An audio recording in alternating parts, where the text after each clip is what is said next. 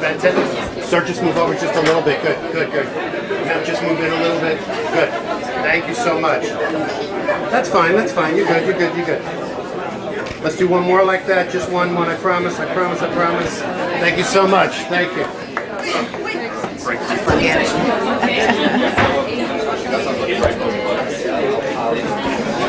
Thank you. My name is Jake Sherman. I'm the director of the Brian Urquhart Center for Peace Operations here at the International Peace Institute. And on behalf of IPI and the Office of the High Commissioner for Human Rights, it is my pleasure to welcome you to this policy forum on the human rights compliance framework of the G5 Sahel Joint Force, part of IPI's project on protection of civilians. We're very pleased to co-host this event with the permanent missions of Belgium and Burkina Faso and France. The compliance framework was established by the countries of the G5 Sahel with the support of OHCHR and endorsed by the Security Council and the AU Peace and Security Council in 2017. It aims to prevent and address violations of international human rights and humanitarian law that might be committed in the context of operations by the Joint Force. During the Security Council's discussion on the G5 Sahel Joint Force on May 16, members of the Council reiterated their strong support for the compliance framework and encouraged further efforts to fully operationalize it as a means to strengthen protection of civilians and strengthen trust with local communities. Today's discussion takes place on the final day Protection of Civilians Week. And it's worth noting, in the context of the Secretary General's report on protection of civilians and the open debate on POC that took place yesterday, that the SG recommended the development of national policy frameworks on the protection of civilians and promoting compliance with international human rights and humanitarian law through advocacy and accountability. In particular, he highlighted that opportunities to enhance and ensure respect for the law also arise in the context of coalition operations, and specifically referred to the compliance framework developed to prevent and address possible violations of international law by the Joint Force as, quote, an important good practice in this area. It's therefore an opportune moment to take stock of the implementation of this innovative mechanism. Before turning to the panel, I would like to invite Ambassador Mark Pechstein, Permanent Representative of Belgium to the United Nations, and Ambassador Yemdago Eric Tiare, Permanent Representative of Burkina Faso to the United Nations, to make opening remarks. Ambassador Pechstein.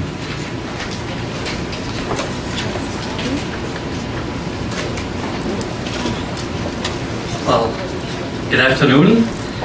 Thank you very much to the organizers for inviting me to just say a few words for the opening of this very interesting panel meeting. Of course, let me say right from the start, Belgium is a strong supporter of the G5 Sahel initiative, and we are also a long-standing bilateral partner of 3 of the 5 countries. And let me say, of course, the G5 initiative is something which is truly remarkable.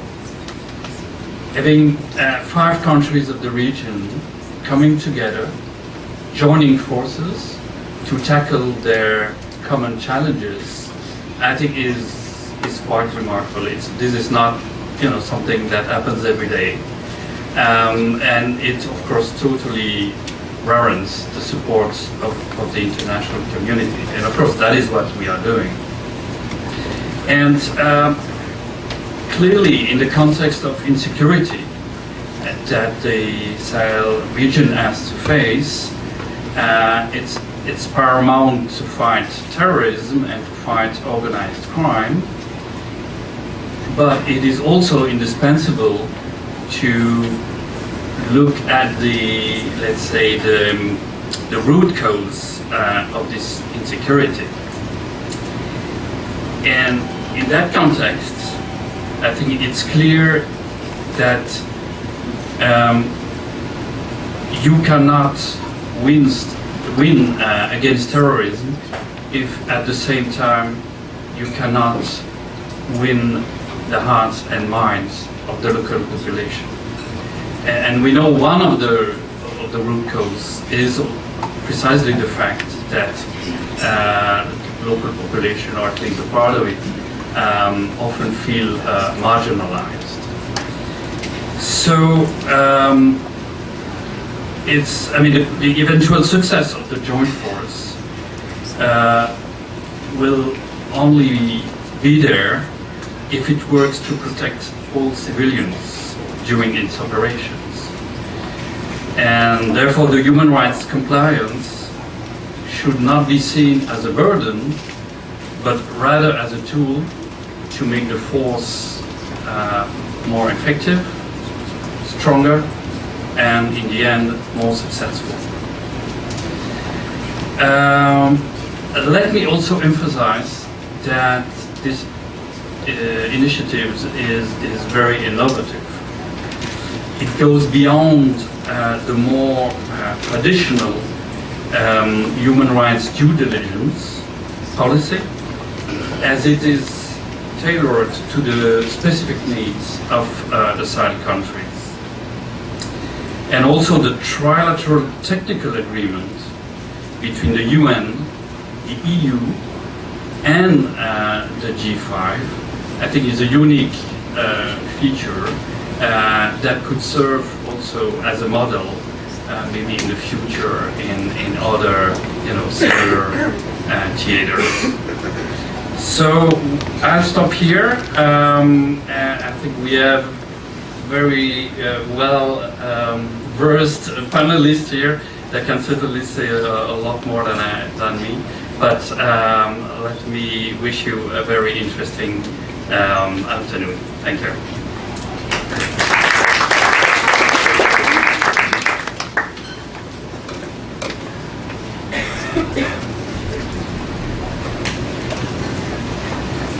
Bonjour tout le monde.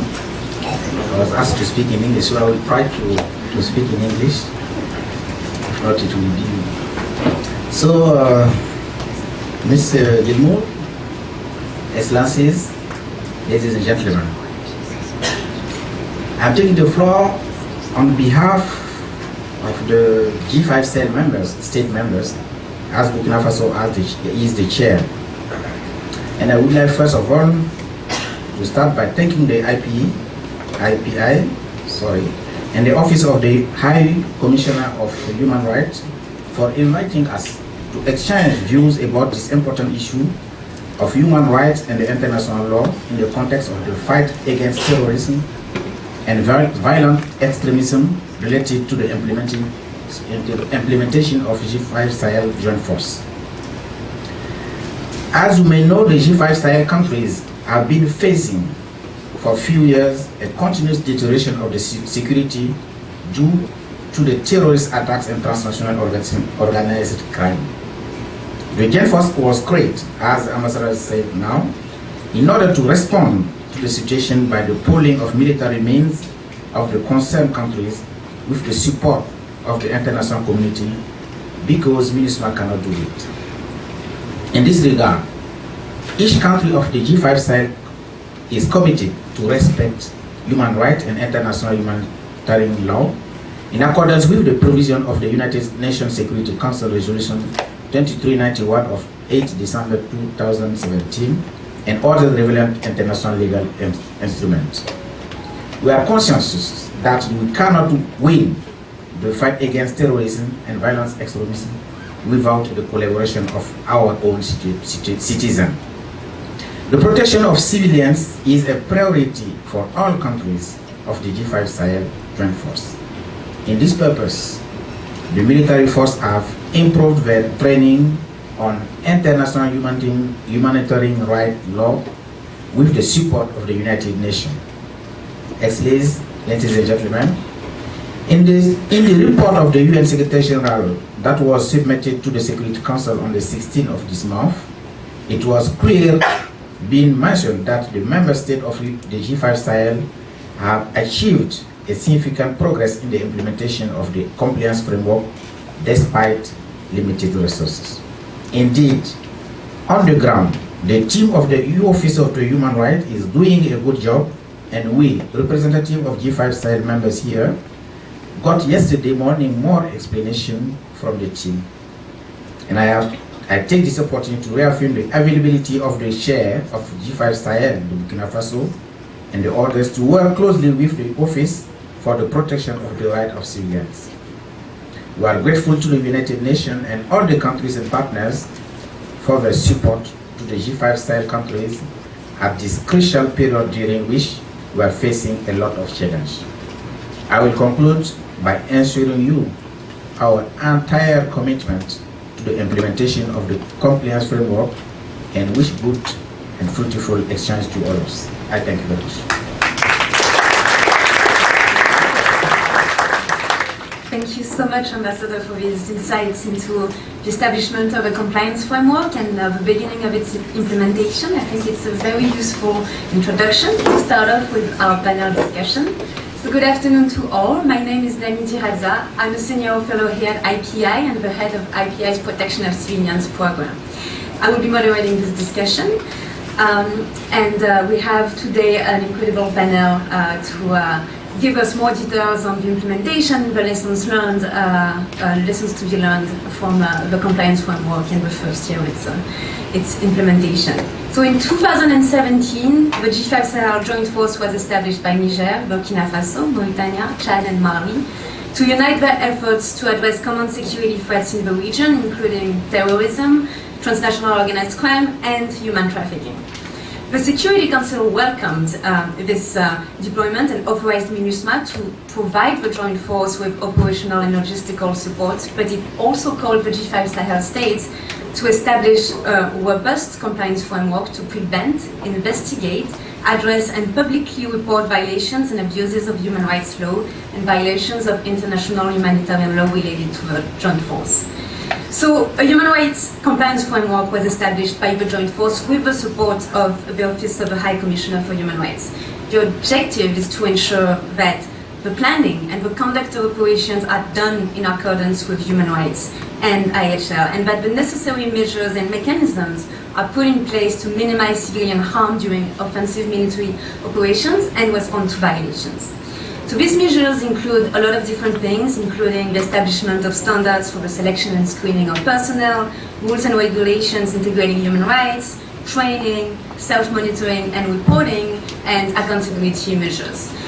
The Security Council emphasized that adherence to this compliance framework is critical in ensuring the required trust among the population and the effectiveness and the legitimacy of the joint force.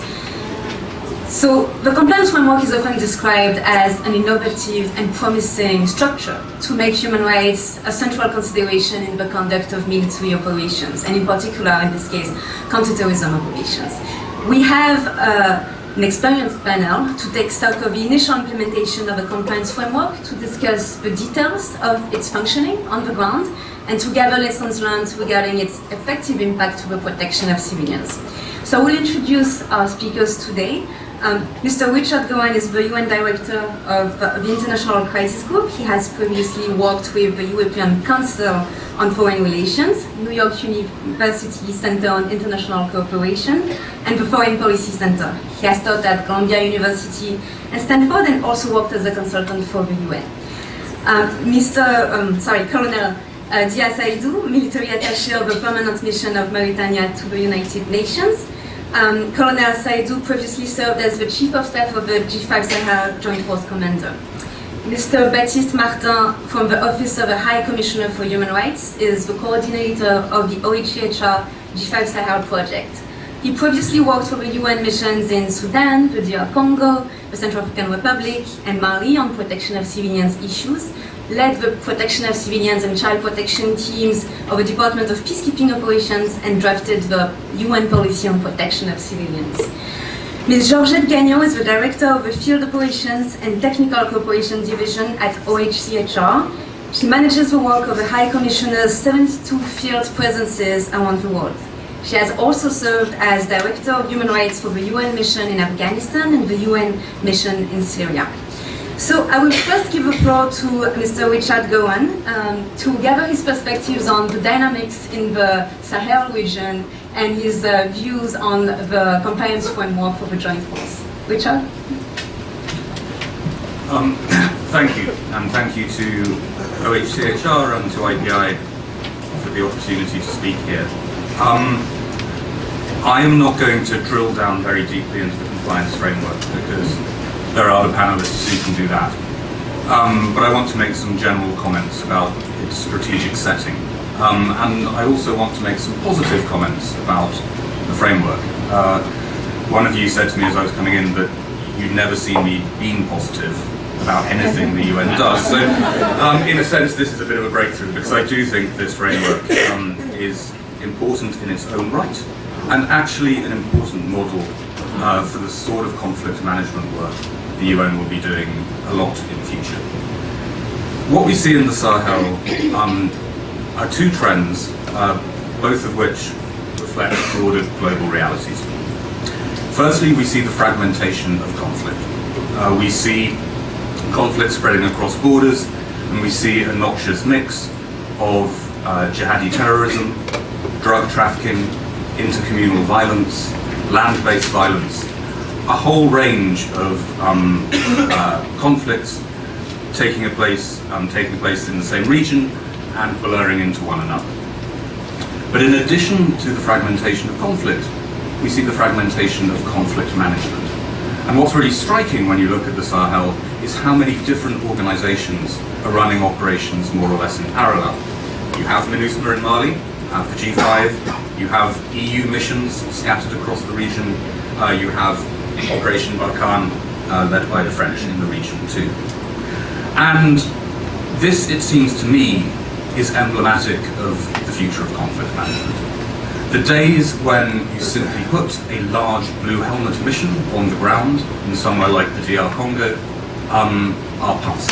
I think that there is a recognition that in future peace operations are going to involve coalitions of different organizations with overlapping mandates. And that's especially true in those cases where terrorist organizations are part of the major threat. Because to deal with terrorist threats, it is normally necessary to look to regional actors and local actors to take on risks that we cannot reasonably ask blue-helmeted peacekeepers to take. And so what I see in the Sahel is actually, I would say, parallel to what we've seen in Somalia, where you have a similar patchwork of actors, AU, UN, EU, and returning to West Africa, the joint task force that was set up to deal with Boko Haram. The future of peace operations, in short, will be messy. Now, that may be necessary, but it comes with risks. There is obviously a risk that different organizations will lack common strategies or even have mutually contradictory strategies. There is a danger of the blurring of lines between what a peacekeeping operation like MINUSMA is doing and what more robust operations in the same region are doing. And, crucially, there is a risk of a loss of accountability and a loss of international oversight of what some of those forces doing the hardest fighting are doing. And I think that it's crucial that while we may have a more fragmented world of conflict management, we should still maintain some common standards in how we respond to conflict, and those standards have to rest, I think, on a clear common vision of human rights and the protection of human rights and the protection of civilians in conflict settings. If you don't have some common standards, you will face three fundamental problems. Firstly, you will, and we have seen this at times in the Sahel, you will see breakdowns in discipline that fundamentally alienate international forces from the local population. Second, you will have mistrust between players on the ground, as different organizations feel that they cannot cooperate effectively. And thirdly, you will face money problems, because these sort of operations are not cheap. People have to fund them. In this case, the European Union is of course a major funder, and donor organizations are not going to support operations like G5 Sahel, to be frank, unless they feel confident that some basic human rights standards are protected. And so I think that it is crucial that even if the UN is not in the front line of all operations in the Sahel, that it is there trying to maintain common standards of human rights implementation and compliance with other operations. And I think that what we've seen in the Sahel is an important first step to the UN not being the operational lead, but being a norm setter and norm reinforcer alongside regional actors. And if I am right, which I'm probably not, but if I am right and the future of conflict management is going to involve more and more complex coalitions dealing with more and more complex threats, I think that we're going to see OHCHR asked to play this role in more and more conflicts, providing that sort of normative reassurance for donors, for troop contributors, and for populations on the ground. In the UK, where I come from, we have something called a kite mark. A kite mark is something that it's a government mandated thing, that when you see it on a product, you know that it's safe, that it has gone through standard safety testing. So, toys and so on have kite marks. And I think that to some extent that is what OHCHR is providing here, is providing a kite mark of reassurance that a coalition operation will live up to the highest principles that it can. Thank you so much, Richard.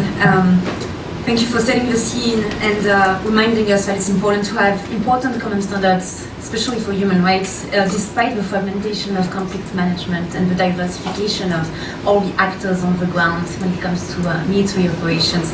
So with that, I will actually give the floor to Colonel Saidou, who can present the joint force itself and maybe tell us more about the inception of the compliance framework and its implementation. Colonel? Thank you very much. Your Excellencies, ladies and gentlemen, I will have to disappoint you because I'm going to present in French, if you don't mind. I'm not that fluent in English. So, le contexte sécuritaire, j'aimerais d'abord présenter le contexte sécuritaire dans lequel opère la force conjointe du G5 Sahel. C'est un environnement dégradé qui est caractérisé par l'aggravation de la menace terroriste et sa complexification progressive.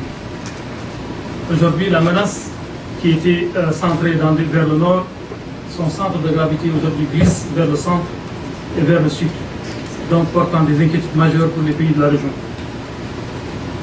Une autre caractéristique, c'est que cette menace est rendue beaucoup plus complexe par le développement de conflits intercommunautaires et une évolution inquiétante des modes d'action des groupes terroristes qui s'orientent vers l'attaque de personnes, l'attaque de symboles religieux et l'utilisation à outrance des explosifs. Un autre défi important pour cette force, c'est la zone d'opération extensive. En fait, nous sommes, comme vous pouvez le voir dans cette carte, you have 3 sectors and very extensive sectors for only 7 battalions. So you can see that it's maybe 3 mini theater of operation rather than being a one zone action. Donc, si nous passons, je vais donc skipper certaines parties for the sake of time.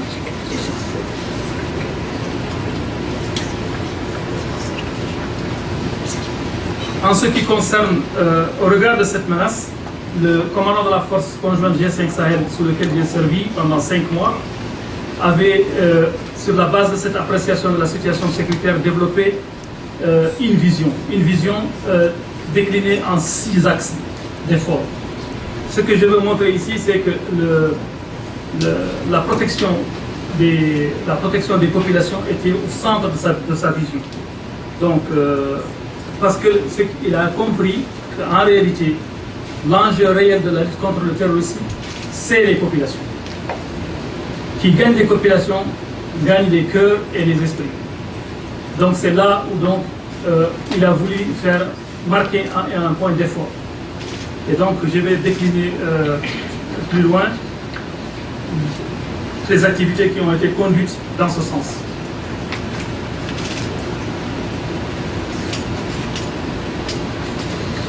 En ce qui concerne la mise en œuvre du cadre de conformité, comme on a pu le constater, le renforcement de la confiance entre la force conjointe G5 Sahel et les populations est au cœur des priorités du commandant de la force.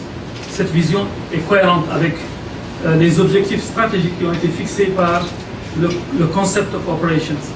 Et ce concept, il définissait donc 3 objectifs stratégiques. Le premier, c'est la contribution à la restauration de l'autorité et au retour des personnes déplacées. Donc restaurer l'autorité de l'État, protéger les populations et leurs biens et soutenir leur bien-être socio-économique. Le troisième point, la création d'un environnement propice à l'assistance humanitaire et aux actions en faveur du développement. À cet effet, le commandant de la force a développé tout de suite une stratégie pour la mise en œuvre de ce cadre de conformité. Cette stratégie repose sur 3 principes fondamentaux. Le premier, c'est le strict respect et l'application des obligations au droit humanitaire international, aux droits de l'homme et aux droits des réfugiés, avec une attention particulière aux populations les plus vulnérables, les populations ce qui inclut les enfants, les femmes et les personnes déplacées. Et enfin, l'observation rigoureuse des règles d'engagement.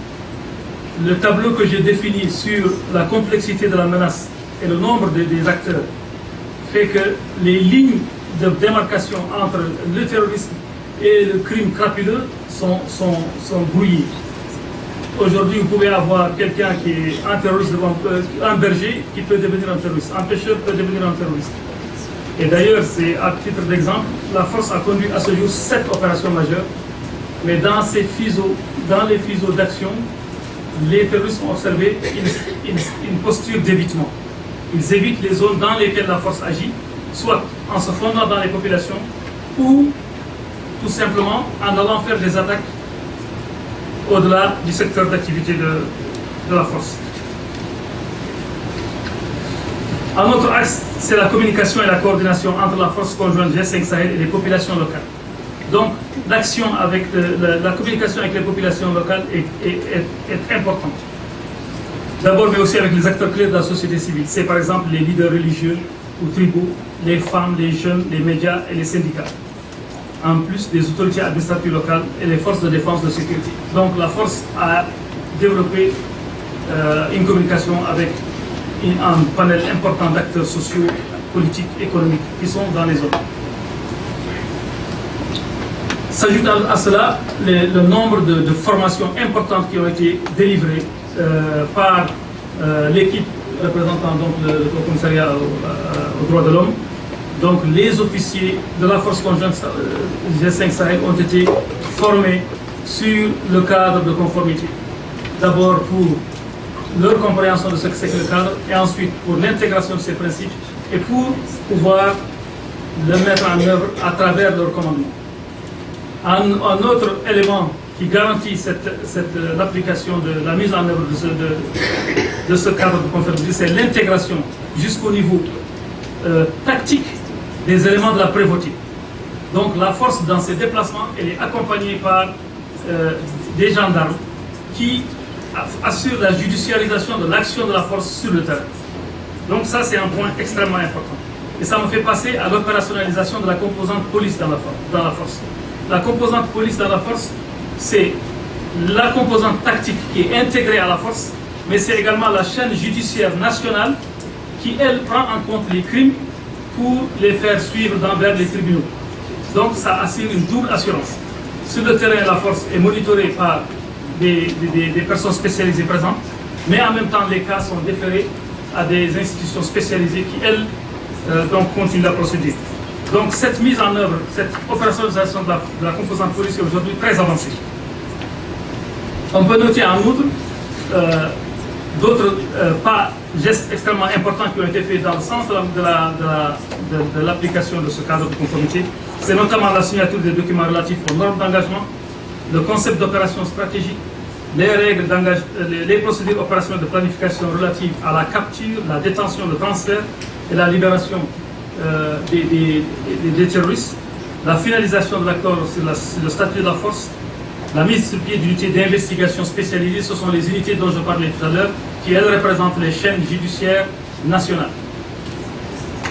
Donc l'organisation de plusieurs ateliers de formation qui ont été conduits par nos amis, de sensibilisation par le Haut Commissariat, et une veille stricte au respect du droit à travers l'action des prévôts qui sont intégrés dans la force.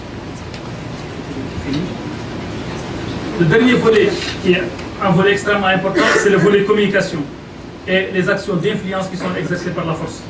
Ici, le rôle des officiers civiques est extrêmement important et les conseillers de communication, de presse, dans la mise en place d'un dispositif d'analyse des perceptions des populations. Parce qu'il faudrait que la force ait un retour sur comment les populations voient la force. Est-ce que la force est vue comme une force d'occupation ou est-ce que c'est vu comme une force qui est avec les populations et sur laquelle on peut compter? La signature donc d'une directive de communication qui intègre l'information publique, les actions civiques régulières, mais aussi l'échange d'informations d'analyse avec les partenaires clés. Il faut aussi s'ouvrir à l'environnement qui permet donc de faire appel à des expertises externes, que sont par exemple les centres de recherche, les agences nationales et internationales qui œuvrent en faveur des droits de l'homme et de la protection des civils. Donc cette dynamique avec ces institutions est extrêmement, et aujourd'hui est entamée, elle est bien lancée. Donc pour conclure mon propos, je peux dire que la force conjointe G5 Sahel est aujourd'hui résolument engagée dans la mise en œuvre d'une vision holistique qui intègre la protection et la confiance des populations en son sein.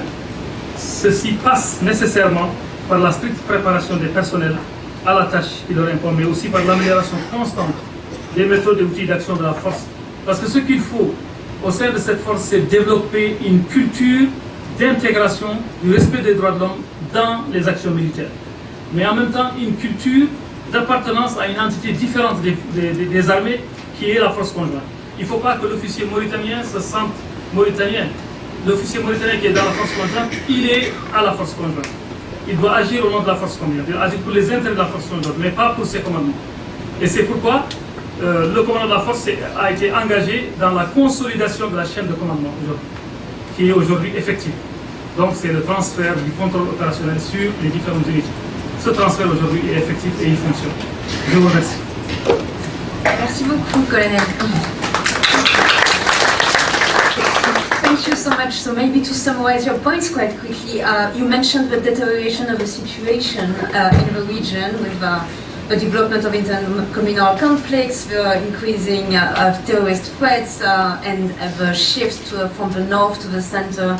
And you highlighted actually that in this context, the force commander of the G5 Sahel Joint Force has a very clear and holistic vision based on protection of civilians at the center of military operations, and that a lot of activities were actually implemented to pursue this approach in terms of the protection of the population. You mentioned that 7 major operations were already conducted, and that it was of course difficult to protect populations in a context of counterterrorism with a complicated distinction between combatants and civilians, but that everything is being done in this regard, especially in terms of training of joint force personnel for the compliance framework. You also mentioned that the police component is essential in this regard because it allows to actually involve the judicial chain in the work of the joint force and to ensure that there will be a follow-up in the justice system when you arrest presumed terrorists, for example. And you also highlighted that communication is key.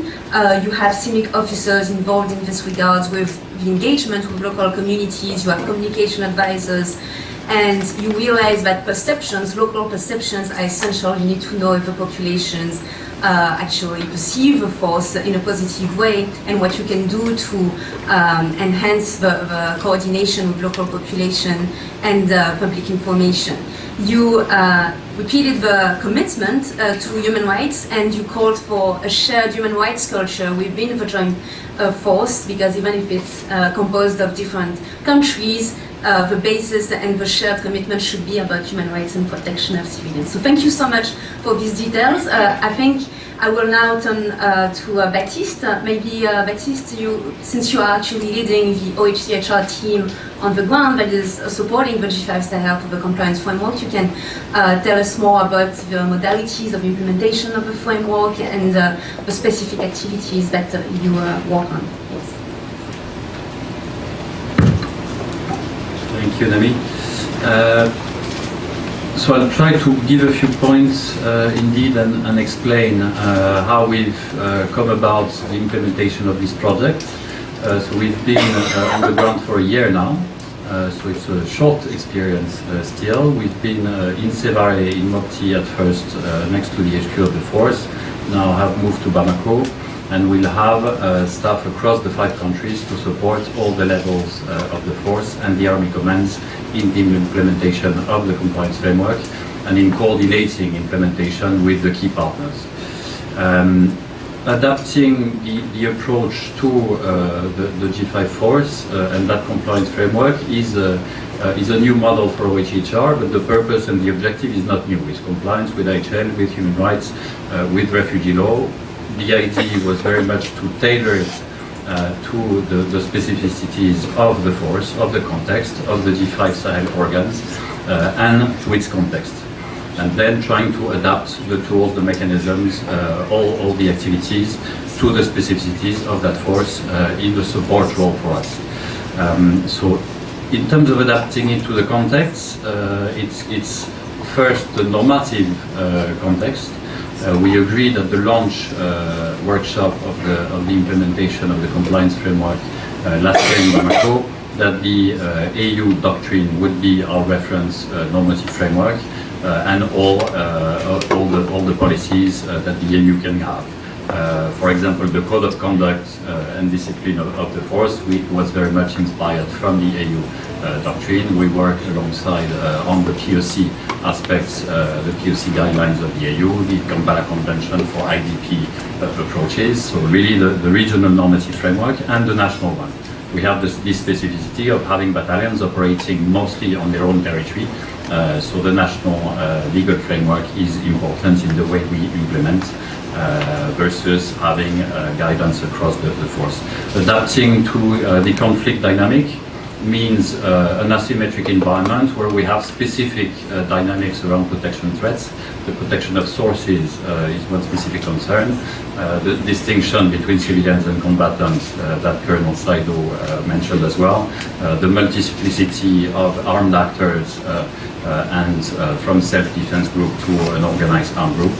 And in terms of mandate specifically, adapting it to an operation that is more robust, for example, compared to traditional UN peacekeeping. We have the FIB experience in the PKO, which required a little more attention to targeting, to collateral damage and mechanisms associated with it. So this is one of the focus areas for the force and its mandate.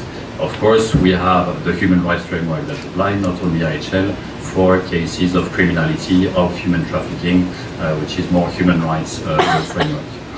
In terms of mechanisms and procedures, so we have 7 pillars of implementation of the compliance framework. Namni mentioned them, so I will not repeat, but you can find more or less in that structure a standard structure of a POC strategy that would look at capabilities and resources, that would look at doctrine, at training, at mechanisms and tools to coordinate the action with different actors, and elements of public communication, of accountability.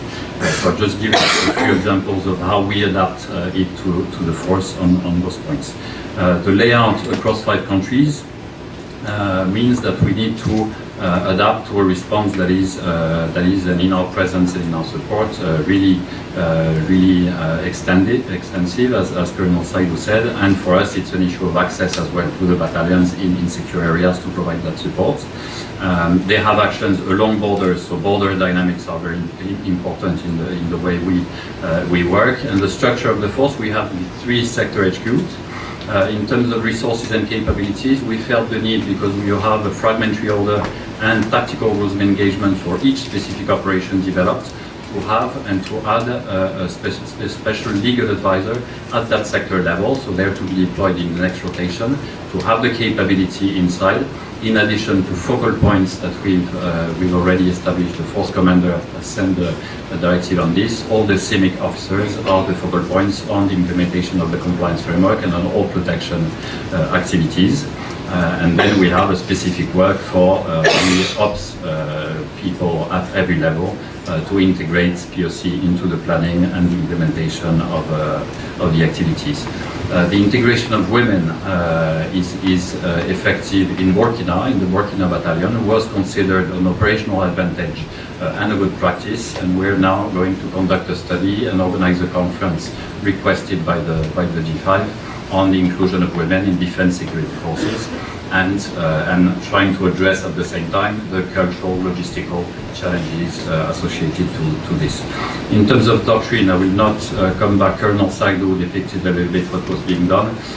An important document we've worked on is the SOFA, the update of the status of force agreement, added some elements of language on the capture, retention, transfer of detainees, and a specific procedure, as he mentioned. We're now developing an internal investigation procedure for the force, and working on the soldiers card for the ROE, for the foot soldiers, for the field commanders, and as well a soldiers manual inspired from different Army Command soldier manuals that are existing.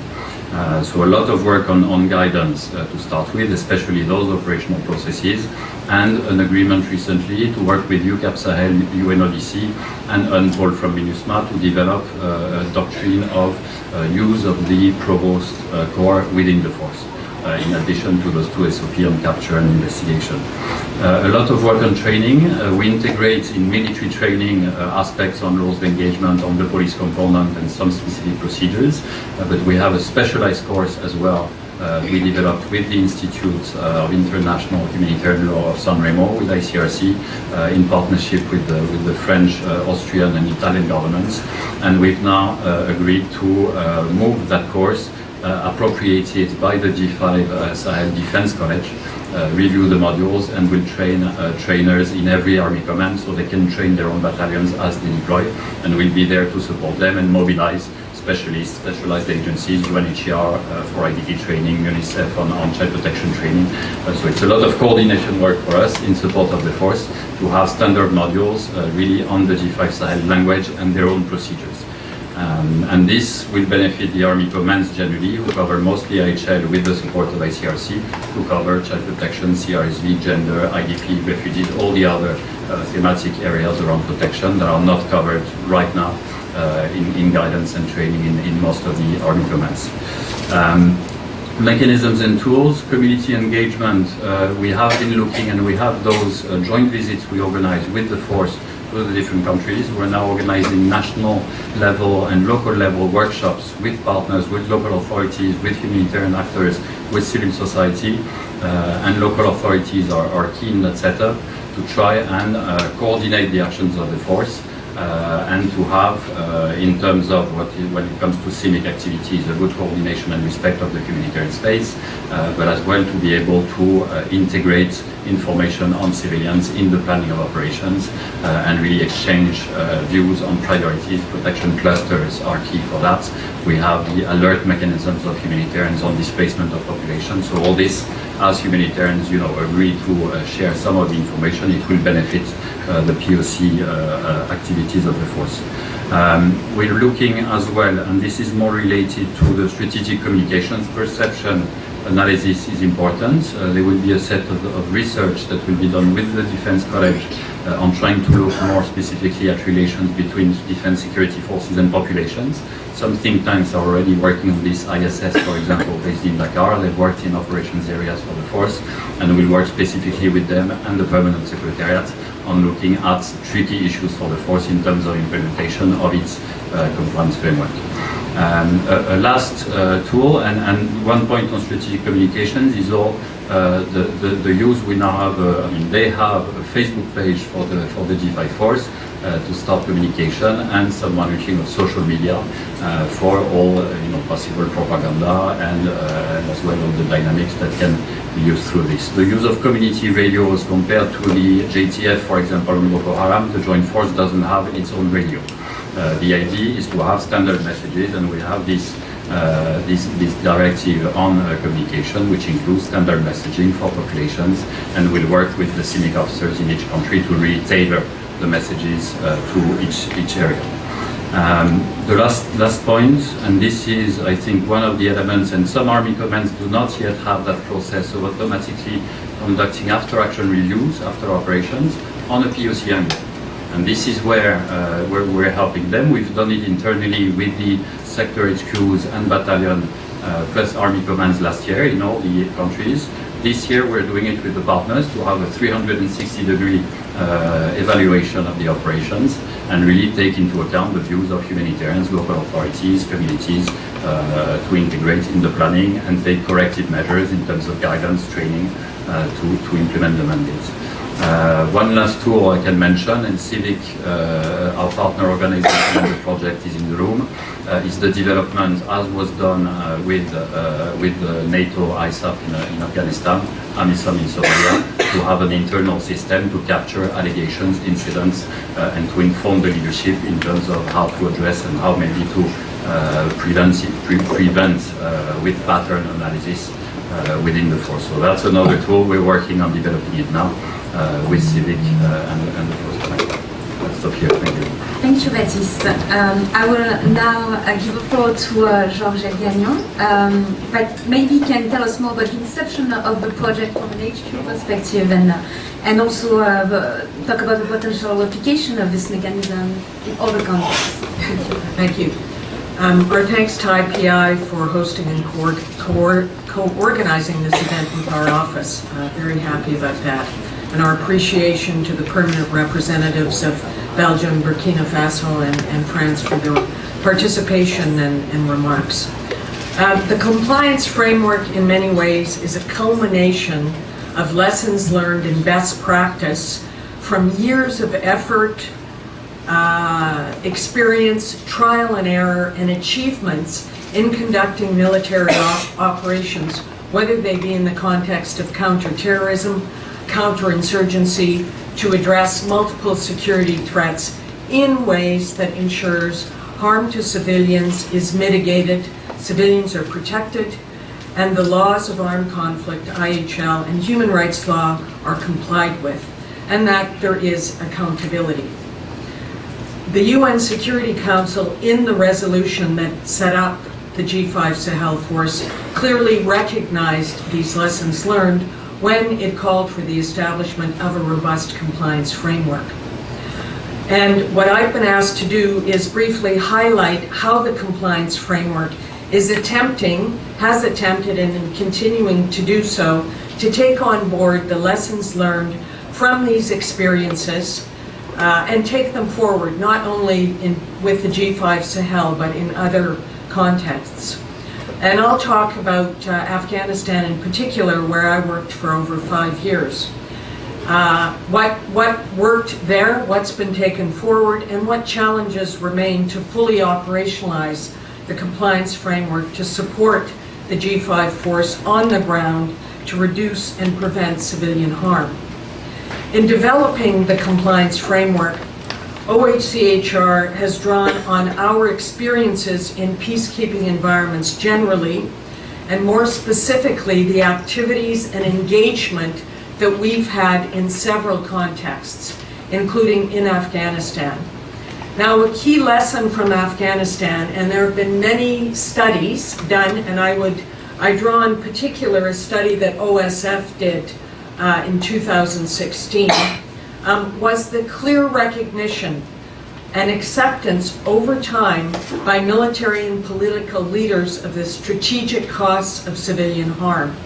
That civilian casualties, the protection of Afghan civilians by Afghan, international, and other pro-government forces fostered the growth and sustainability of the insurgency, the Taliban, damaged relations among the Afghan government and its international partners, undermined the legitimacy of Afghan and international forces, and critically alienated the Afghan people and communities.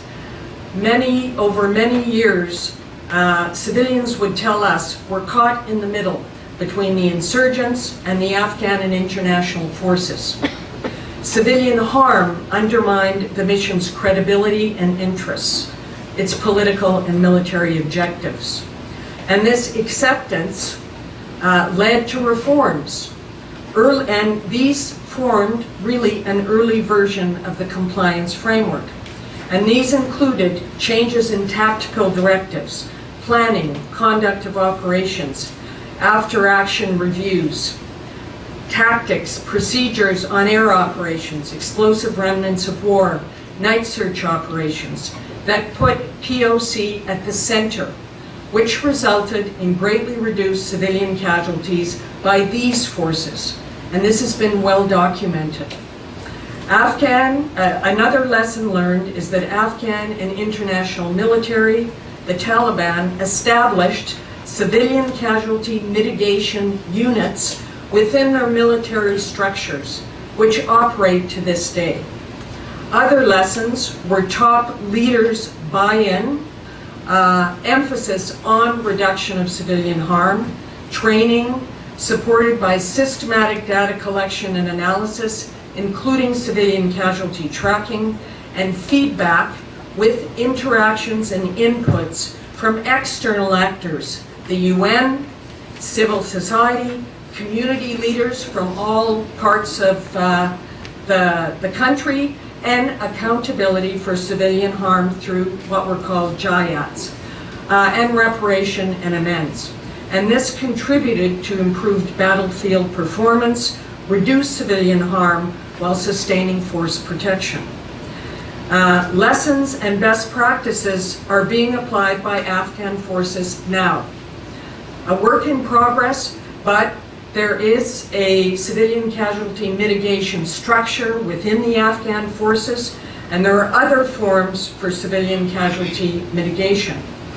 Particularly in 2017, the Afghan government put in place a national policy on civilian casualty mitigation and prevention, in line with best practice. And we would certainly urge and call on the G5 countries to also take this on board. That is something that can be taken forward. Now, what was the role of the human rights component of UNAMA, the role of OHCHR, in implementing these compliance efforts in Afghanistan, and which we have now taken on with the G5 Sahel? First, of course, our efforts were based on our POC mandate, which authorized us to provide detailed monitoring and coordination on protection of civilians, which was instrumental in driving and contributing to changes in policies and practices by military and political leaders and communities to reduce civilian harm and comply with IHL. I would say that our engagement was the kite mark that Richard spoke about.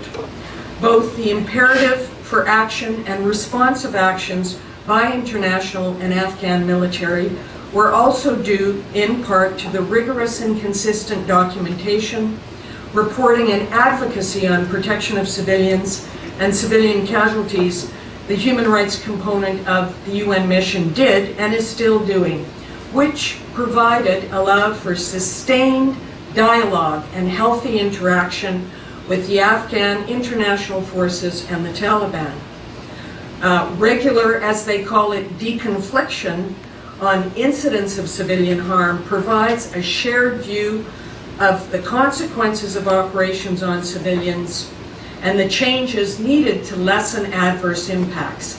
As we say, compliance equates to protection. OHCHR's engagement with the G5 Sahel regional peace operations combines this direct technical support, as Baptiste highlighted, to the military on conducting operations with OHCHR's somewhat external monitoring and reporting. And it integrates, of course, human rights at the core of the security responses, as you've heard. A benefit of the compliance framework approach, and again, this was seen in Afghanistan, is that in addition to the protection dividends it can provide operational dividends to the force. As noted, retaining and sustaining the support of civilian populations is essential to successful military operations in many, if not all, contemporary contexts. Again, as others have pointed out here, from the Sahel to Afghanistan, Somalia, Iraq, and beyond. Alienating populations by intentional or erroneous actions that are not adequately addressed will certainly be to the detriment of achieving what they call in military terms, the commander's intent.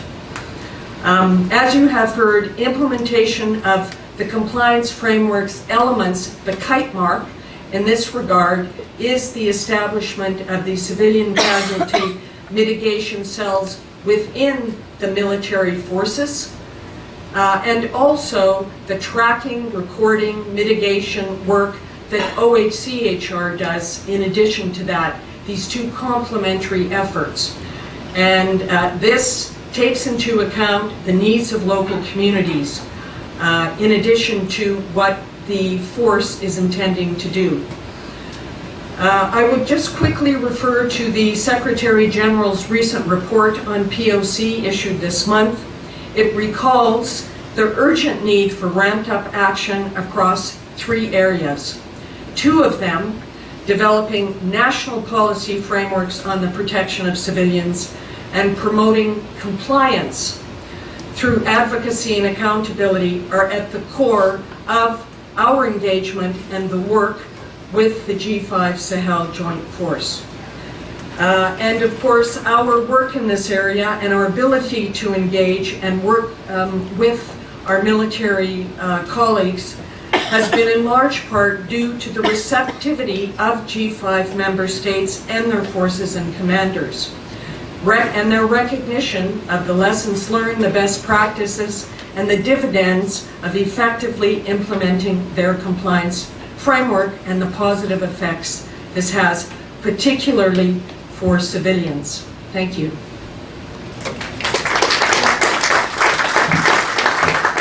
Thank you, Georgette. Very interesting indeed to learn more from other examples, including in Afghanistan, where actually we could see how tools like a compliance framework can really affect change and the behavior of the parties to the conflict, and also lead to long-term changes, including an integration of human rights standards in government's policies.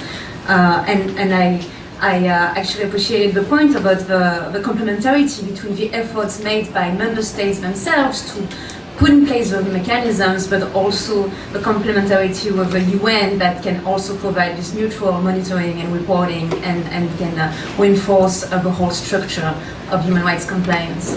So with that, I will actually open the floor and take the questions from the public.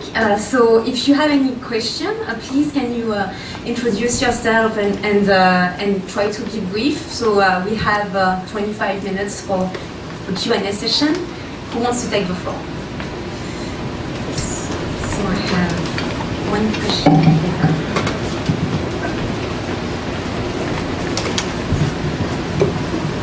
I have a question. Actually, my question is about the explicitness of victims' rights, about within the human rights framework that you're describing. How explicit are victims' rights? Is the population aware of their rights as victims when they're victimized? You spoke about the communication with the population. You here and there you sort of used words that might imply, like UNODC, like the reparations, etc. But how integral is this? How explicit is it? Thank you. Thanks. There's also a question in the back.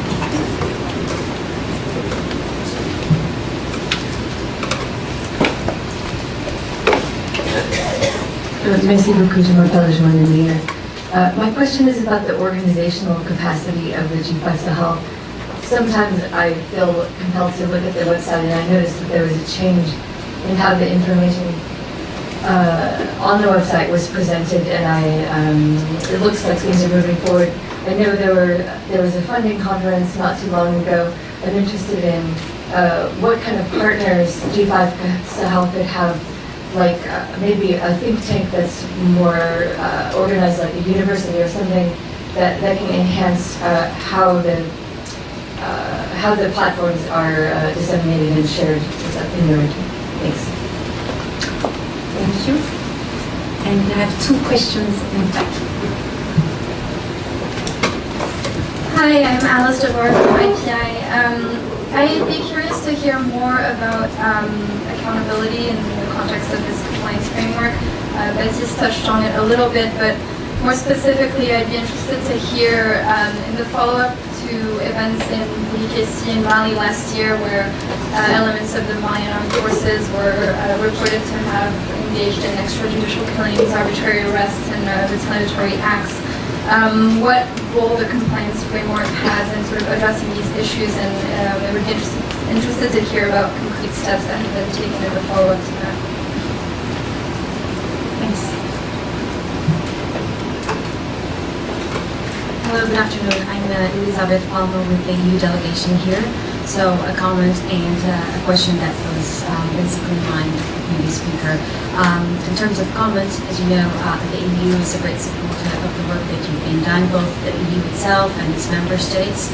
We're very happy to be able to support it with 10 million funded directly, but also seeing our member states that have been able to top up that contribution with an additional 7 million euros. We also would like to express our appreciation and recognition for great work and cooperation both with the G5 Sahel countries, the force, the Secretariat, or the CHR, as well as MINUSMA, key partners on the ground. In terms of comments or question, yes, I would like, it would be great to hear a little bit more in terms of what you're doing in terms of accountability-wise, as has been previously said. Thank you very much. Thanks. So I will go back to the panel, and I think we'll have a second round of questions just after that. So maybe, Colonel, if you want to start, we have 4 questions on victims' rights, the organizational capacity of the G5 Sahel, and the potential partnerships with actors like universities, and 2 questions on accountability measures with specific example with what happened in Boulikessi last year, and concrete steps that were taken in the framework of the compliance framework. Merci. Donc, je ne suis pas sûr d'avoir très bien saisi la première question, qui est sur l'explicitité des droits des victimes. Je pense que c'est quelque chose qui a à faire avec le droit lui-même, qui doit définir les droits des victimes. Et donc, et la justice devrait veiller à ce que ces droits soient sauvegardés et que donc leurs droits soient pris en compte comme il se doit au regard de la législation. Je pense. Ça, c'est. Je ne suis pas sûr d'avoir très bien compris la question. En ce qui concerne les capacités organisationnelles du G5 Sahel, notamment, j'ai cru comprendre qu'il s'agissait par exemple des partenaires que le G5 Sahel devrait développer par exemple avec comme les think tanks ou d'autres institutions. J'en avais parlé tout à l'heure pour dire que une force comme le G5 Sahel a un besoin extrêmement important en information et en analyse. C'est une force qui est en construction. Et c'est une force qui le fait pas de charge, parce que les forces comme le G5 Sahel mettent du temps à se construire. On a vu des exemples de forces très résilientes, comme par exemple l'OTAN et les autres. Ce sont des années de travail sur les forces, sur les sensibilités des pays, sur l'interopérabilité, avant que la force a réussi, en très peu de temps, à arriver à des niveaux qui sont extrêmement impressionnants. Parce qu'aujourd'hui, on arrive à faire opérer 2 bataillons qui sont de pays différents dans un seul théâtre d'opération et avec les mêmes règles de conduite des opérations. Et donc, on arrive à trouver un dialogue entre les autorités politiques sur des intérêts communs. Donc, la force a ses besoins criants en matière d'information, en matière d'expertise extérieure. Elle met déjà à profit les capacités des États, notamment par exemple, il a été créé à Niamey il y a 2 ans, il a été créé ce qu'on appelle une série de fusions. Une série de fusions qui intègrent les services de sécurité des États et les services et les organes de renseignement des armées, pour la mutualisation du renseignement et faire en sorte que ce renseignement-là puisse être donné à la force du G5 Sahel, lui permettant donc d'améliorer sa connaissance de l'ennemi. Mais elle se heurte à des difficultés qui sont par exemple les réticences traditionnelles des services de renseignement à échanger les informations. Ça c'est un point. Et deuxième point, on sait que les organisations comme les services de renseignement, elles font du renseignement stratégique beaucoup plus que du renseignement actionnable sur le terrain. Alors que la force conjointe G5 Sahel a besoin d'actionnable intelligence, comme on dit. Et ça, ce sont des choses qu'elle peut obtenir, par exemple, en développant une coopération avec des forces environnantes, comme par exemple le Barkhane. Il y a beaucoup de barrières qui restent à briser dans ce sens-là. Mais le besoin, il est là, il est énorme. Donc, la force conjointe a besoin de documentation, a besoin d'information, a besoin d'analyse beaucoup plus fouillée pour lui permettre d'opérer correctement.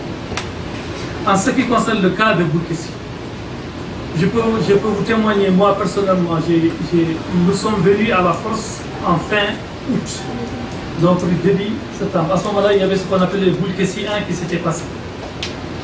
Mais le Boukessi 2, entre guillemets, j'ai été témoin de cet incident. Quand il s'est passé, je peux vous dire que la réaction rapide que le commandant de la force a eu à ce moment-là était de demander à ce que demander à l'assistance de la MINUSMA et de la force et l'armée malienne pour pouvoir se porter sur le terrain, parce qu'il y avait 15 terroristes qui avaient été arrêtés, 2 soldats maliens qui ont été tués, et ces 13, il y avait 2 étaient morts, des terroristes étaient morts, et il y avait 13 personnes qu'il fallait amener à remettre aux autorités, à la gendarmerie. Donc ça, les instructions du commandant de la force, c'était tout de suite que ces personnes soient très bien traitées, jusqu'à leur remise effective aux autorités prévôtables. Et l'administration avait envoyé un hélicoptère pour pouvoir acheminer ces personnes il y a eu des conditions qui n'ont pas permis. L'une des personnes est décédée entre-temps. Et cette personne, le commandant de la force avait exigé à ce qu'une autopsie soit effectuée sur cette personne, alors même qu'elle a été enterrée. Il a demandé à ce que l'exhumation du corps de cette personne, qui s'appelle Dikou, et que ce corps soit soumis à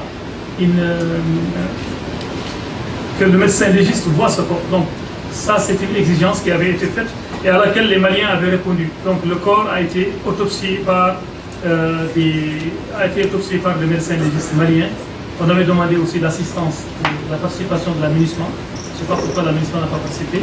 Et à la date où je vous parle, le commandant de la force avait actuellement requis les résultats qui ont été obtenus, les résultats de cette exhumation et de l'enquête qui a été faite. Et donc, les autorités maliennes ont diligenté une enquête en bonne et due forme. Et je pense que ces documents-là doivent parvenir à la force. Donc, c'est dire qu'il est extrêmement important pour la force que son action soit strictement encadrée par la loi et par le cadre de conformité. Il ne faudrait pas que la force verse dans un cas qui peut porter préjudice à sa crédibilité. Et ça, c'est un des soucis majeurs du commandement de la force. C'est pourquoi il s'est employé à consolider, comme je l'avais dit, la chaîne de commandement, de faire en sorte de couper le cordon ombilical entre les forces de défense et de sécurité les bataillons qui sont affectés sous le commandement du commandement de la force, de leur commandement. C'est-à-dire qu'il les a pour emploi et ils doivent répondre aux directives du commandement de la force. Et les pays aussi, les pays membres du G5 Sahel mettent un point d'honneur aussi à faire respecter les droits de l'homme, parce que le non-respect des droits de l'homme, c'est quelque chose qui va tout simplement conduire à l'échec de l'entreprise G5 Sahel. Voilà, je vous remercie. Thank you, Colonel, for these elements and for recalling us that yes, partnerships are needed for the G5 Sahel Joint Force, especially in terms of information and analysis. As you are building the force, everything takes time, and you are counting on different partners, including Barkhane, for example, but any other partnership that can help you in building information analysis, especially because information sharing between intelligence agencies can be quite challenging and difficult, and you need more intelligence and actionable information to conduct your operations. So you really highlighted that partnerships are indeed needed. And for Boulekessi, you also described how the force commander himself, especially for the second incident in Boulekessi last year, Boulekessi 2, he actually took action quite rapidly, and he instructed the forces to to actually take care of the persons that were arrested and avoid any ill treatment and make sure that these people will be transported and brought to the justice without any human rights violation, and that you also conducted investigations, especially for this person who died during the transportation. So you actually highlighted that you took a lot of measures to ensure accountability in this regard. So I would maybe ask other speakers to respond quickly to these questions. Maybe if you can limit your answers to 2 minutes so that we can take other questions. Baptiste, do you want to continue? Thank you. Maybe just to complement what Colonel Saidou said, I think in terms of documents within the force on how to deal with victims, we have the status forces agreement, which covers both if a soldier of the force is wounded, sick, or killed, and as well collateral damage victims of the force, legal or illegal, and the type of compensation and amends process that could be put in place.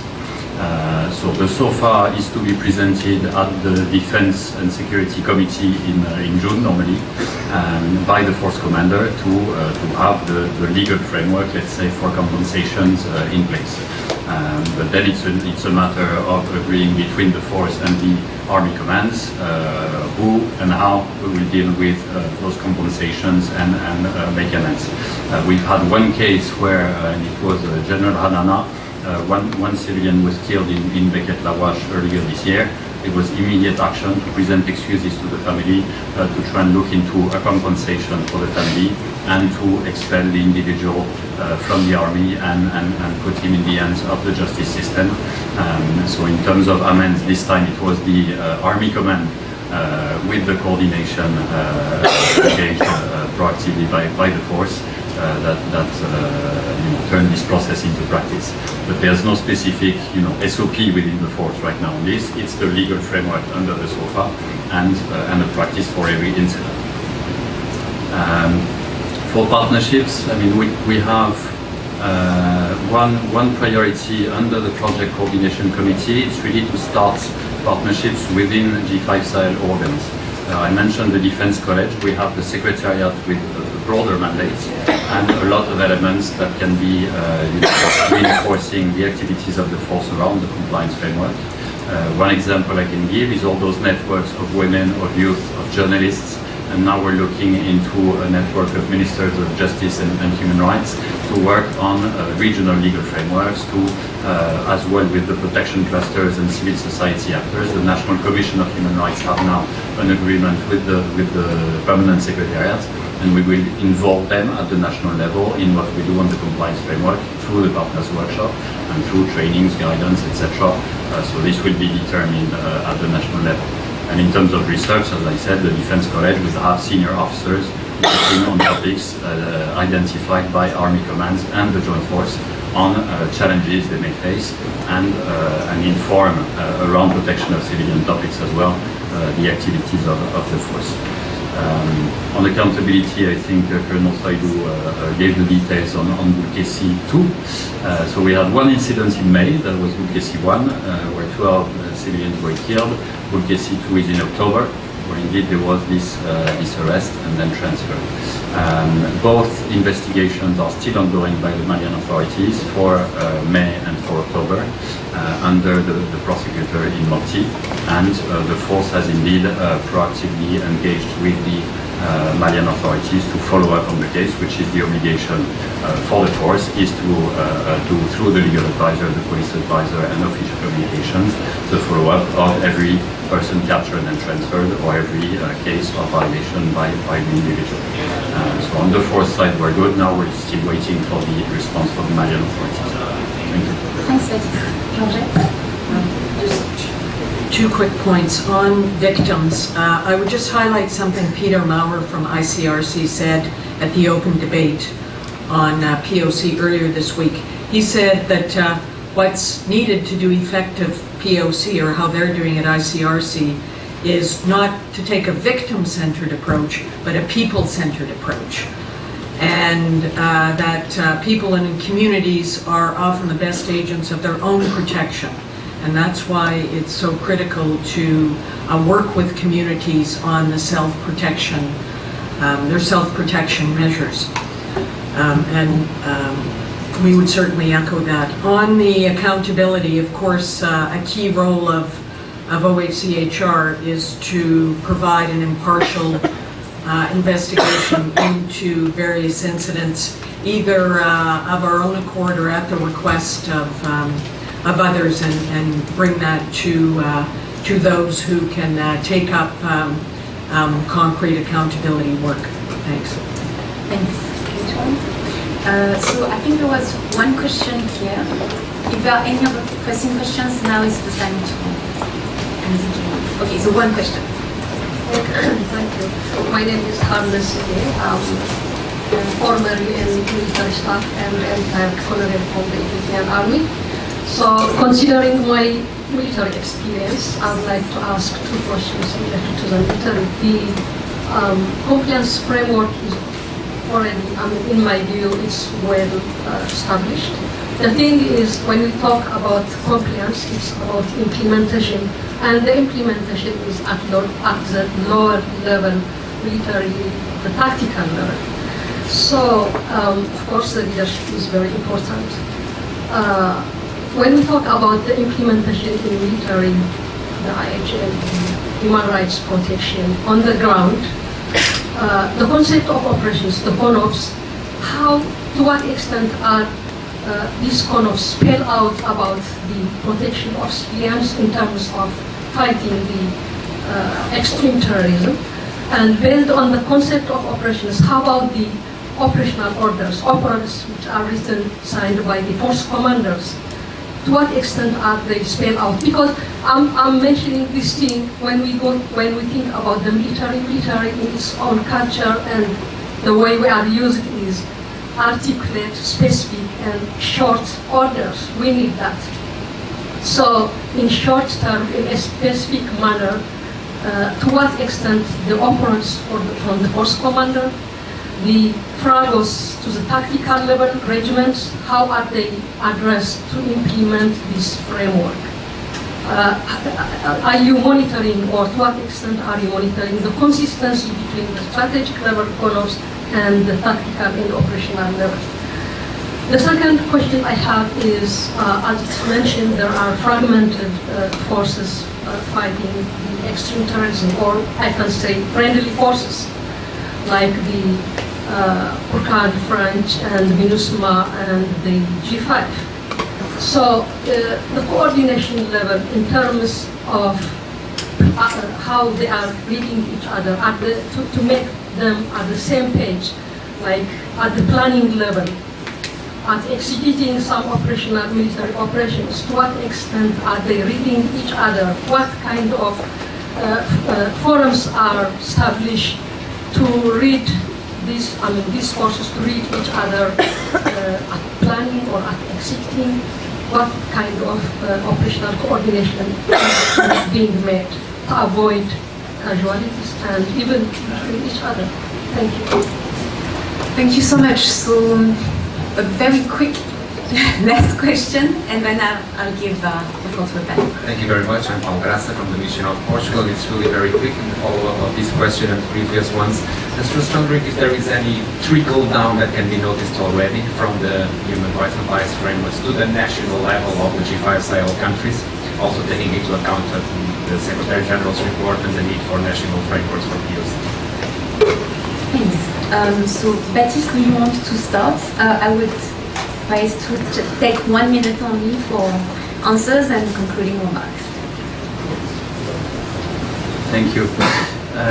Well, for the first question, you mentioned the CONOPS. I mean, we have a strategic CONOPS that is really a document meant for the HQ of the force, but we have a lot of more operational and tactical documents that are being prepared specifically for the guidance of the battalion and company commanders in relation to the compliance framework.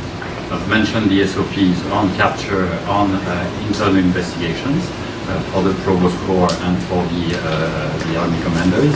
We have the Soldier's Card, which is an interpretation in simple terms of the rules of engagement for the tactical level. and we'll have the soldier's manual for every situation a battalion can encounter in terms of relations, incidents with civilians, on what to do, what not to do. So this is for rules of engagement and the use of force, for any situation dealing with displaced, with an individual child found in an armed group, with a woman that is raped, etc. So having practical guidance was a priority for the compliance framework, and disseminating it is a challenge. We have regular battalion and company commanders trainings taking place at the École of Peacekeeping School in Bamako with EUTM support. And the J7 from the force, the training officer, but we can't have everyone come to the HQ, and we're trying at the national level indeed to accompany the Army commands to train the battalions in pre-deployment. That's the responsibility of the Army commands, and this is why we're planning this training of trainers this year on all the topics to disseminate that guidance as well, those procedures, those soldiers' cards, etc. for the tactical level. The second question, we have indeed, national frameworks that are existing laws, existing even strategies to respond to the crisis. For example, the CIRC for the center of Mali. We have an emergency plan for the Sahel region in Burkina. We have to work and adapt what we do at the national level to what the Army Command requires, to what the government's position will be. And this is, for now, for the Partners Workshop, and what we want to do for the way forward is have the permanent secretariats with their broader mandate that will engage politically with each country and try and work on these national frameworks, because it goes beyond just the military. It's the justice system, it's the legal frameworks. We have this cooperation agreement, judicial, between some of the countries. We have protocol for the extraction of kids. So all this can be done in partnership with Secretariat and at the national level. Thank you. Thanks. Colonel, if you have one last word. Richard, want to provide some concluding remarks? You had some remarks. This is more a comment inspired by the question about coordination than a response to it. But I simply wanted to add at the end of this conversation that in addition to thinking about what we can do tactically to mitigate violence, we do also need to keep focusing politically on how we deal with some of the root causes of the conflict that the Belgian PR rightly highlighted. My colleagues from Crisis Group in the field frequently point out there are opportunities for dialogue with jihadists, including jihadi groups that have been quite badly mauled militarily by local forces.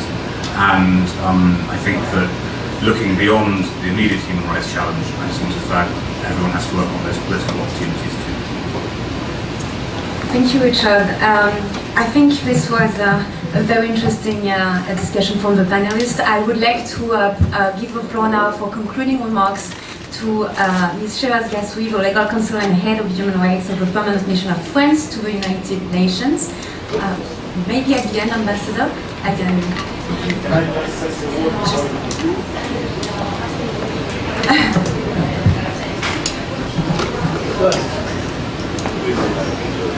I think Sheraz will provide concluding remarks, and then Andrew, and at the end.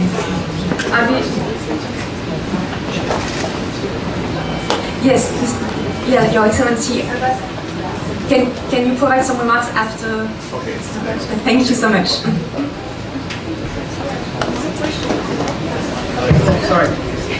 Sorry, I'll be very brief. In any case, I'm so sorry I'm not speaking French because I had to hear my remarks in French, but it will help me go even faster. So I think we, as friends and many here, we are really convinced that G5 Sahel Joint Force have to succeed. And we are encouraged by the interventions that we have heard here from the briefers. And thank you, IPI, for hosting us today. Maybe I don't have to go back to the role we played here in the French mission with regard to Resolution 2391, but I wanted to point out to some challenges ahead of us with regard to how we make this compliance framework alive and live in the long run to effectively help the joint force be a success and accepted on the ground. So the challenges are for us there are three types of challenges. First one, the financial challenge, availability of resources in the long run for the compliance framework. It has been said earlier by the EU delegation, we have the chance to be able to count on the support of the EU so far, but we have to think on how to make the resources sustainable in the long run. And we want to open and throw the discussion about UN regular budget supporting financially the compliance framework in the long run. Second challenge, the political follow-up. We believe that there is a need for a strong, regular political follow-up by the UN Security Council. And I think it also goes back to some of the questions that were raised with regard to impunity and judicial accountability. Of course, the Security Council has endorsed and launched the concept of the compliance framework, so it has a responsibility. Violations have to be followed by appropriate investigations and prosecutions. We believe that placing the G5 Sahel international support and the compliance framework under Chapter 7 of the Charter could give some leverage to the UN Security Council in this regard. Finally, we want the G5 Sahel and its compliance framework to be a success, and we hope to see it duplicated by other regional forces. We know that African Union have discussion on such compliance framework, and we encourage continuing this discussion with the help of OHCHR among others, and I have forgotten to pay tribute to OHCHR on the ground in Geneva, in New York on this important issue. Thank you, James.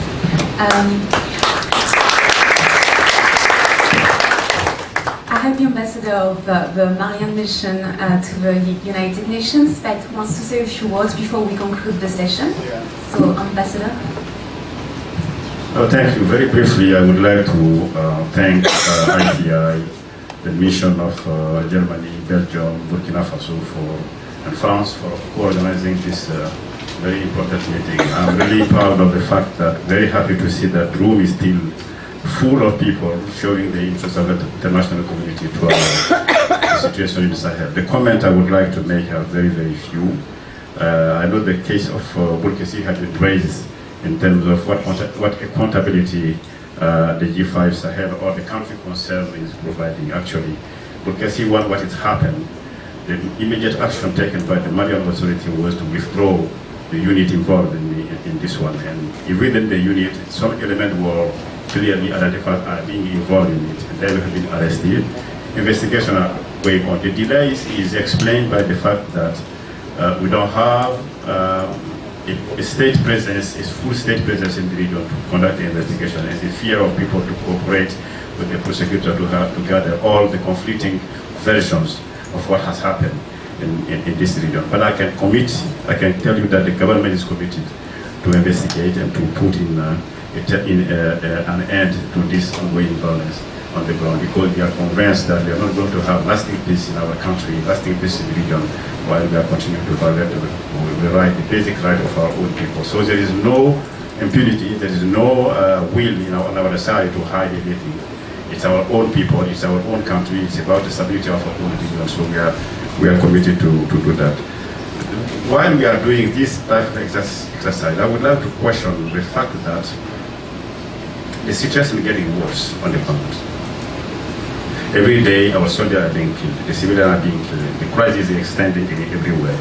So sometimes we have to question the strategy we have put in place so far. Is it working actually? Are we gaining the war? Are we losing? I think we cannot do without doing this exercise to see what change can we bring to our strategy to end the instability, the ongoing stability in Mali and in the region. I think this exercise is needed. But while we are discussing here, people are being killed, the crisis is being extended. So what new strategy do we think is better to have in Mali and in the region to end this ongoing violence? Thank you. Thank you so much, Excellency. I will now give the floor to Mr. Andrew Gilmore, Assistant Secretary General for Human Rights, for concluding remarks. Thank you very much indeed, and IPI for organising this, all our diplomatic friends for doing that, and for our panellists. I won't mention them all, but I'd just like to thank Richard for breaking the habit of a lifetime and saying something very positive about one of our may sound a new trend. But he made a number of very important points, actually, despite being the most concise person in the room. He made a number of important points, one of which was stressing that this is something that whether it's the G5 or whether it's for other operations, donors are going to feel much more comfortable if they feel that human rights violations are not going to be committed. And this is a very important point because it is therefore, it's different. Sometimes they get confused, but it is actually very different from the human rights diligence policy, which is aimed specifically at it's a risk mitigating measure for the entire organization. Whereas the compliance framework is something different. What they have in common is aiming to stop human rights violations. But it's very different. It looks at it from the other way around. It's an enabling measure to allow the G5 force to actually receive assistance and not trigger all the negative effects of the human rights diligence policy, which is a very important policy. But I just wanted to make, so that was one of the sort of 3 points I wanted to make based on this discussion. Mark, the Belgian thank you for your comments on the pioneering nature of this initiative, and I believe it is that, and it's a very innovative set of measures. What it moves away from is what some people see, that often unfairly, as a caricature of OHCHR and the rest of the human rights movement, which is finger pointing and naming and shaming. This is not about that. This is about trying to support a regional force that's confronted by an extremely unpleasant, merciless enemy, and with massive regional implications beyond the G5 to elsewhere. And so, but to do that in a way which is our primary aim in OHCHR, which is to reduce or prevent human rights violations. But we do this, as I said, not by finger pointing, but by actually working with the forces, the 5 forces and the force concerned. It is in a way to sort of speak their language, do it in a way that they find constructive, not speak with sort of legalistic human rights jargon, but to do it in a way that the military and the security forces can understand. To do it in a way that training is not the only issue here. It starts with screening and ends up with accountability measures, but it's a whole innovative package of measures that's what actually makes it new. So this is you're actually right, sir, to call it pioneering. I think it is, and I'm very proud that you're there to support us on that.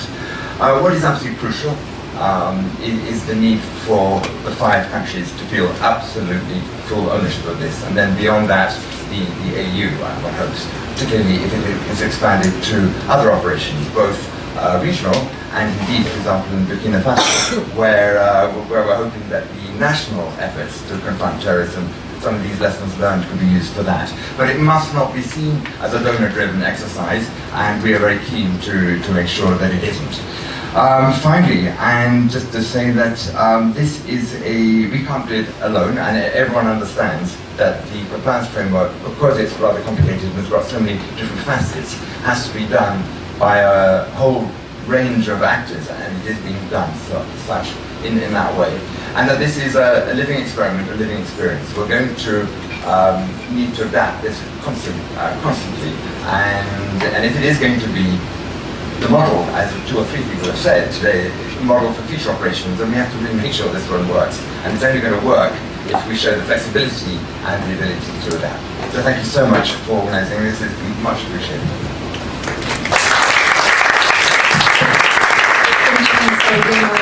I think we had an excellent discussion. I really want to thank our panelists for the details they shared about the implementation of the compliance framework, which appears as such an innovative tool. And we also talked about the main challenges and the lessons to keep in mind before we replicate such a model elsewhere, and we really appreciate your that. So thank you all for participating in this event, and please join me in thanking our speakers today.